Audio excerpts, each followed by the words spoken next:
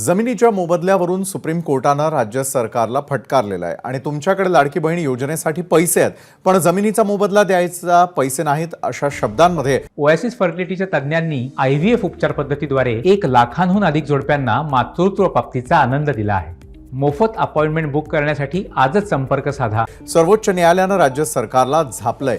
1995 सालच्या खटल्यावरून सुप्रीम कोर्टानं हा संताप व्यक्त केलेला आहे। याचिकाकर्त्यांच्या पूर्वजांनी 1950 साली पुण्यामध्ये 24 एकर जमीन खरेदी केली होती।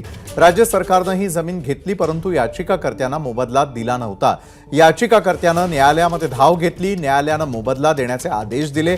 त्यावेळी राज्य सरकारनं संबंधित व्यक्तीला मोबदला म्हणून जमीन दिल्याची माहिती न्यायालयात देण्यात आली। प्रत्यक्षात संबंधित व्यक्तीला मिळालेली जमीन ही वनजमीन होती आणि पुन्हा याचिकाकर्ते सर्वोच्च न्यायालयात आले। सर्वोच्च न्यायालयानं राज्य सरकारला प्रतिज्ञापत्र दाखल करायला सांगितलंय। न्यायालयाच्या आदेशांना गृहीत धरून वागू नका। आम्ही वर्तमानपत्र वाचतो, तुमच्याकडे फ्री बीजसाठी लाडकी बहीणसाठी पैसे आहेत पण एका सर्वसामान्य माणसाच्या जमिनीचा मोबदला द्यायला पैसे नाहीत का, अशा शब्दात न्यायालयानं महाराष्ट्र सरकारला झापलंय।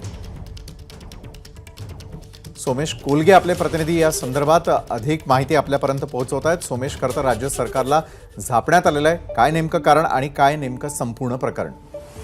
नक्कीच विशाल, जी सध्या सर्वत्र चर्चेत असलेली लाडकी बहीण योजना आहे, या योजनेचा संदर्भ हा सर्वोच्च न्यायालयाने घेतला आणि न्यायालय म्हणालं की लाडकी बहीण योजनेसाठी तुमच्याकडे पैसे आहेत, फ्रीबीजसाठी तुमच्याकडे पैसे आहेत, परंतु एका जमिनीचा मोबदला देण्यासाठी तुमच्याकडे पैसे नाहीत। प्रत्यक्षात ज्या व्यक्तीने जमीन घेतली होती, जमीन घेण्यात आली होती, त्याला जी नंतर दिली गेली ती सुद्धा वनजमीन होती। त्यानंतर मग कम्पेन्सेशन दिलं गेलेलं नाहीये आणि अजूनपर्यंत ते कम्पेन्सेशन मिळालं नाहीये। 1995चं हे प्रकरण आहे असं दिसतंय।